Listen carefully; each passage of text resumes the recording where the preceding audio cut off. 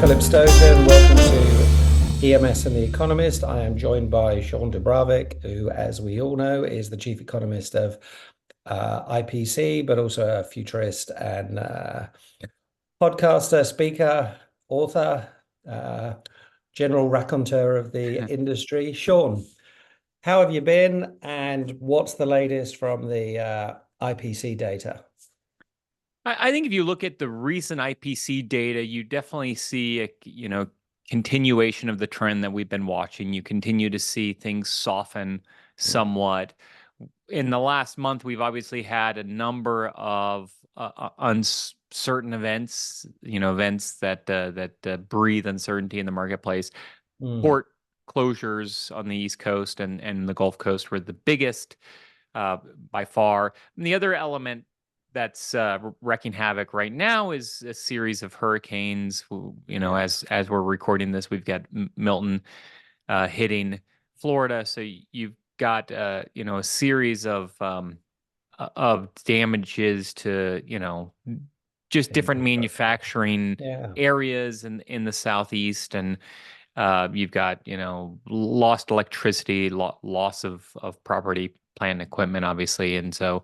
Not to mention loss of life in these storms. So there's been a lot of damage there. The port closures ended up not being quite as damaging as they could be. It was pretty quick, wasn't it? Yeah, because they were resolution, which everybody wanted. That's right. It was a relatively quick resolution. Now, it really is just a pause because there's still some they've made an agreement on wages and salaries, but not on automation.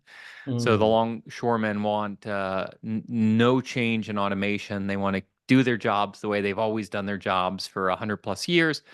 That's problematic when what these ports really need is automation, and they need faster throughput. They need higher throughput in order to move things more quickly. That's what everybody in this environment wants. The shippers want it because they want to be able to bring a boat in, bring a ship in, unload it quickly, reload it quickly, and get back out to sea.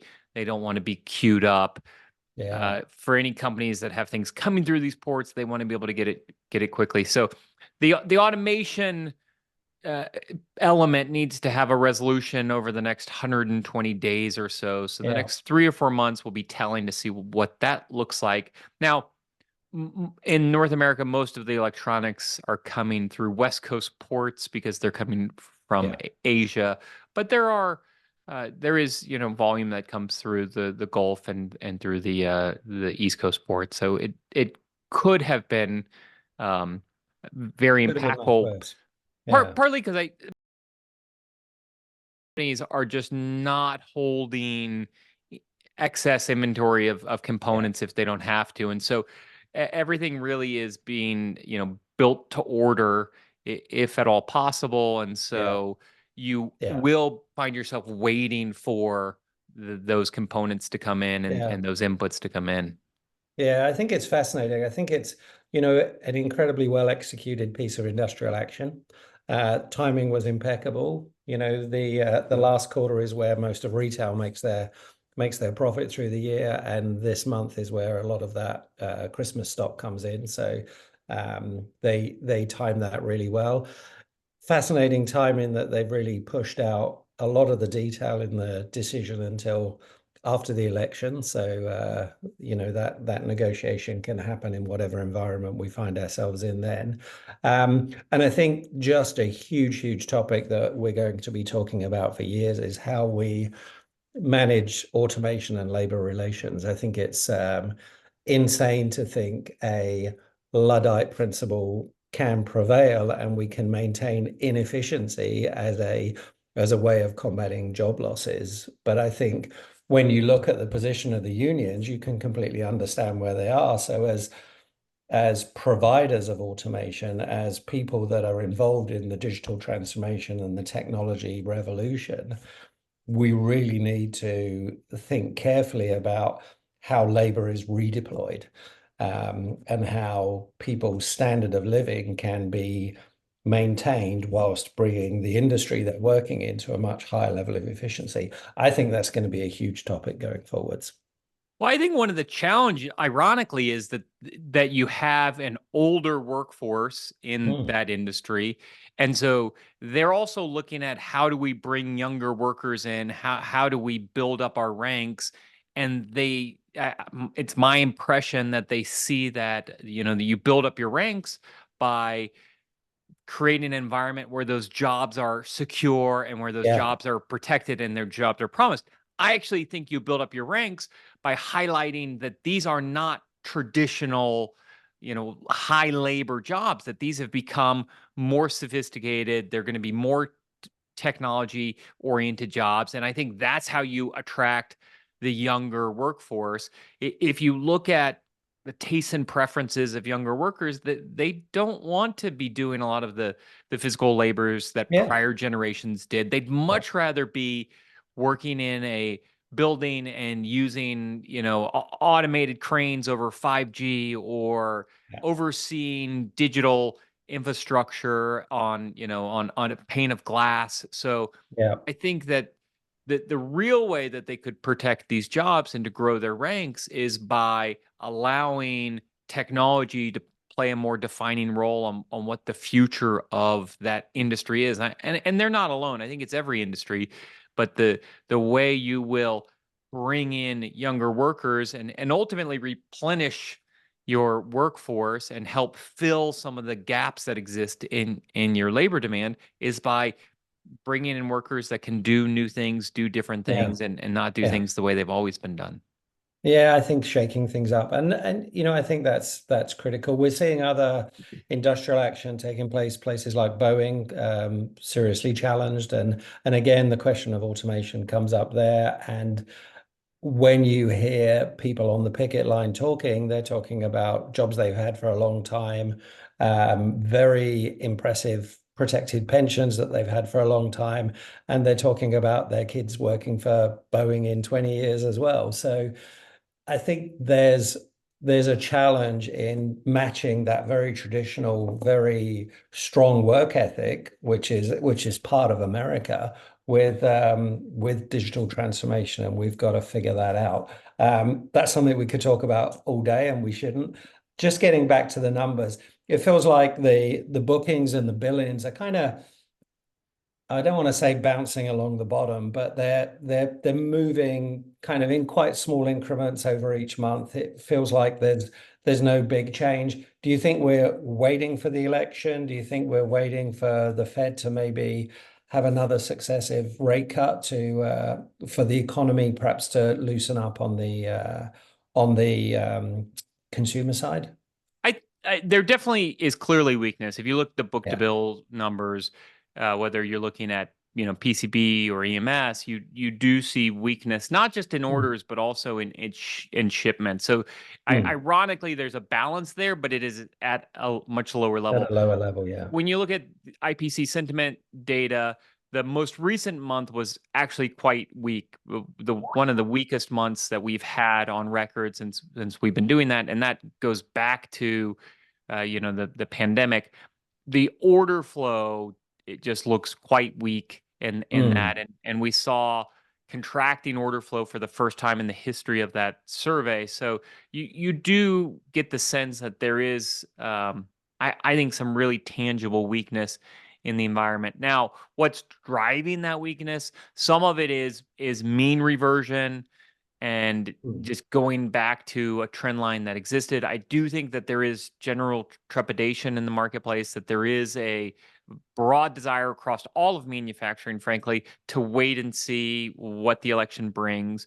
I think Mm. I think if you look at monetary policy with the Fed, we obviously got our first rate cut, and then it was a slightly bigger cut than a lot of people were anticipating. We got 50 basis points instead of 25 basis points. And so Yeah. then the expectations started to grow that we were going to see more aggressive cuts.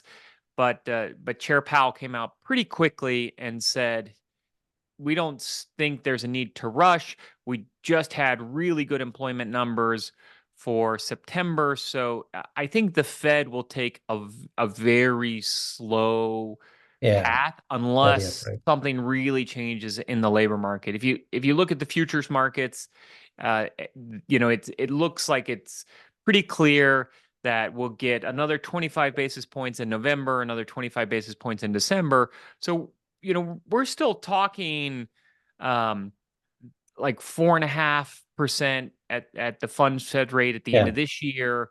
We think Mm. we probably get another 125 basis points next year, probably Sure. 5 cuts or so of 25 basis points each. And so at the end It's of a trickle, 2020, isn't it? yeah, at the end of 2025, you'll probably still see interest rates In the at, threes.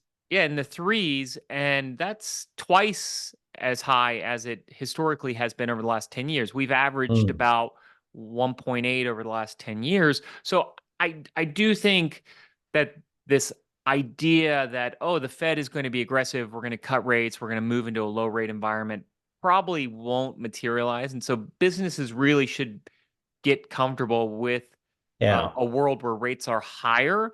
And Yeah. as a result, I think if companies are waiting to make investments when rates are lower, that Yeah. that That's a may long not way. come as Yeah. quickly as they think. And so Yeah. I do think there are a number of Yeah. Factors of there. headwinds. So Yeah.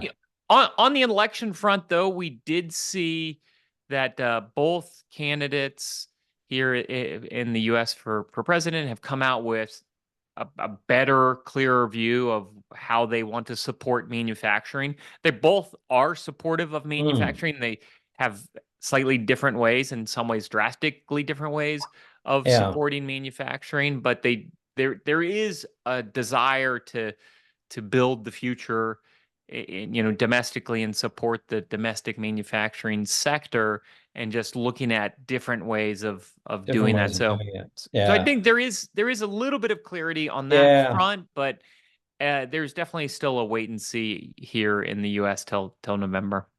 Yeah, and I certainly saw that when I was in Mexico 3 or 4 weeks ago at SMTA Guadalajara. There was talk about the election there and some concern about potential tariffs coming from the Republican side of the race. What do you see as the main differences between the candidates in the way they intend to support manufacturing? Yeah, for both candidates, you definitely see a continued decoupling from China, and I Yeah, of think course. that is a trend that continues regardless of who's in office, and it is a trend that looks a little different than what we're seeing in Europe or elsewhere, where Europe feels to me like they're tightening their connections with China, whereas you see it decoupling here in the U.S., and that will continue. Uh, Clearly, President Trump plans to enact, or at least he is talking about enacting very strong tariffs, as you noted, even tariffs on any Neighbors. vehicle made outside of the U.S., even if it's made in Mexico. Now, Yeah. whether he would actually do that or not, I think remains to be seen. Yeah. We both know, and everybody who's listening to this knows, that Mexico is a key aspect of U.S. manufacturing supply chain, and Mm. that U.S. auto manufacturers are using Mexico often to produce lower priced models that they can sell into the U.S. market and other markets. And so I think that industry would probably have influence over what that looks like. Last time when President Trump was in office, he talked a lot about blowing up the Mm. NAFTA agreement and rewriting the NAFTA agreement, and we did get a new agreement that came in the form of USMCA, but it's Mm. not significantly Yeah. different, and we didn't Yeah. lose much of the benefits that we had from NAFTA agreement. So I would anticipate that same thing. I would hope that same thing exists for Yeah. North America, but I would expect much higher tariffs from, Elsewhere. yeah, Yeah. elsewhere, especially Particularly on, from Asia. Yeah. yeah, especially Yeah. especially for China. I Yeah. think you see President Trump wanting to cut corporate tax rates. That's very different than what Vice President Harris is recommending. So there are subtle differences there Mm. where um, you see them looking at different ways of incentivizing investment. Vice President Yeah. Harris has talked about trying to minimize some of the delay in construction. So construction permitting and other things like that. There's been a lot of investment that's gone into manufacturing construction, and especially electronics manufacturing construction, including semiconductor commitments. And so, but it looks like some of those are taking longer than anticipated. They're delayed. I think Vice President Harris is looking at, okay, are there ways that we can accelerate that? Are there, permitting or policy issues that are delaying construction in any ways that we might be able to drive some efficiencies into the process? So I think they both want to get to the same place, but just different paths. Slightly different ways of doing it, which is what you'd expect. After I was in Guadalajara and spent a little bit of time in the US afterwards, but I ended up in Poland with your colleagues at the IPC EMS Day. Sanjay, Philippe, and Dieter all did a great job, and that was a really interesting day. I was lucky enough to be host for the day, but also interview Marcus Aschenbrenner, the board member from Zollner, and do a panel with EMS leadership. So it was really nice to get that overview. And two things that came out from that. One was that particularly from Dieter and the stats he was able to present, was that we're seeing a consistent CAGR, consistent growth over the last 15 plus years of around about 5% in the electronic manufacturing services space. What we saw in 2023 was a huge jump above that. And what we're seeing now is kind of a ripple back down to what looks like a regular CAGR. So that idea that the market doesn't jump, it tends to move at a steady trend, I think is really important. And actually that seemed to resonate with the audience. What came up with the leadership that I spoke to was, how do you realistically deal with these challenges? How do you manage your business in a way that works during this environment? And there were a few things that came up as really important. One of them was managing your team when you don't want to be an industry that lays people off and hires people, because we've spent the last 18 months talking about talent shortages.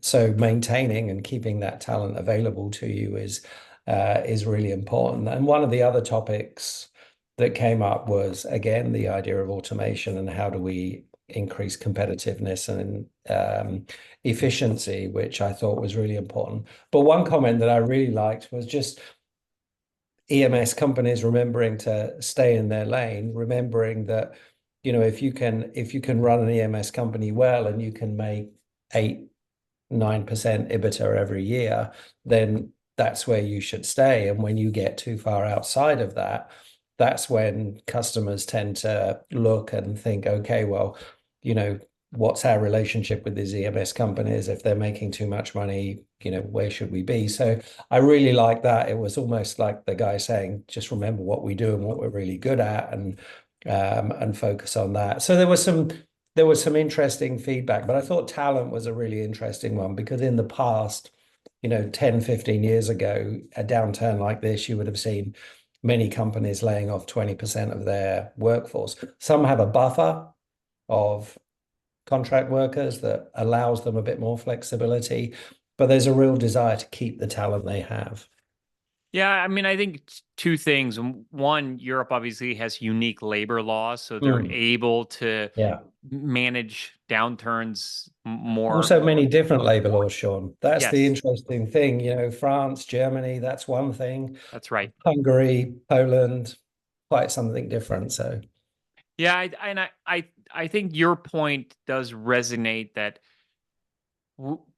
labor is still a very scarce resource around the world, especially skilled labor. And so there is a desire, I think, throughout manufacturing to try to retain those skilled workers, even if it looks like things are slowing down a little bit, to try to manage that. And, maybe you're running, one shift instead of two, or two shifts instead of three shifts, and you're cutting back the hours across the board in order to keep everybody gainfully employed. I also think the market has changed. Certainly here in the US, it used to be the case that if you were a manufacturer worker and manufacturer employee and you got laid off, you would look for a job in manufacturing. you would stay in that industry because you had a skill set. And now you see workers willing to go elsewhere. They're willing to go work at Starbucks, or they're willing to go work at, somewhere a totally different industry. They're willing to go work at retail. And you see retailers in the US like Walmart and Target and others who are promising additional benefits like educational benefits that might be attractive to some of these workers. And so I think there's a number of reasons why manufacturers are trying to retain their workforce, even if things slow down, so that they can scale up. And I think what they realized during the pandemic is when they had those layoffs in the early months, and then demand came back and they had to scale up, they couldn't get the workers. Especially if you look at the economics of an EMS company, it's all about leveraging that workforce and taking advantage of the hourly rate that you're paying that operator versus what you're charging the customer. So that differential is what drives the profitability for an EMS company, and you have to make sure you have somebody there to do the work. To do that. Yeah. I think it's an interesting challenge, but I think it was interesting to see so much of European leadership actually had a good understanding that this is a correction in the market, partly because of the supply chain bubble that went through and the growth that we had last year, and everybody does feel quite comfortable with this 5+% annual growth, which is, as an industry is good. And if you can maintain your position within that, I think there's a very, very solid business model. And I think they were all pragmatic in their approach to weathering the storm. They felt they were closer to customers than they'd ever been. So they had that, regardless of whether they were scheduling out or whether it was the EMSs telling the customers that they couldn't have product because they had a supply chain issue, they were able to, resolve that in a positive way. There were still challenges around the other side of their supply chain. There were still, I think, broken relationships with distribution channels for components and for within the semiconductor industry. And I think there are some great opportunities for both efficiencies through digital transformation, but also, improved relationships and everybody understanding where they live in the value chain as well as the supply chain. So I think it was pretty positive in that way. Yeah, and I also think that the technologies that we're making are becoming much more sophisticated. Just the natural progression of technology means that the devices or the systems that we are building are going to be much more complex. And I think there really is a great opportunity for EMS to be not just box builders, but be real experts in how these systems come together. And so there will be, I think, growing opportunities in the future where an OEM isn't just going to push work to an EMS because of the economics, or because it's not just built to print. because they need the volume or whatever. I think that they'll be using these partners because they have intrinsic expertise in how to build these complex systems. So I think the EMS companies that really invest in that to build up their not just their assets, but also their intellectual assets, I think they'll be well positioned for a future where the electronics that are being built are quite complex and will require really serious partners that understand that at a very deep level. Yeah, and I think that's exciting because it means they have the opportunity to participate in the EV revolution, whether that's temporarily stalling or not. They'll have the opportunity to participate in the AI revolution, which is obviously a huge amount of compute and a huge amount of energy requirements and all kinds of interesting elements. Something, again, that we can discuss in more detail another time because it's a big topic. But yeah, I think it does create opportunity for them. So yeah, I think that's where we are. I think where are we now? We're just at the beginning of October. I guess next time we speak, we'll know who the next president will be. Hopefully there'll be an agreement as well. Yeah, we hope they all agree. Absolutely. We'll be able to explore what that means and if there's a market reaction. But in the meantime, Shawn, always a pleasure to talk. Thanks so much for your time. Glad to be here.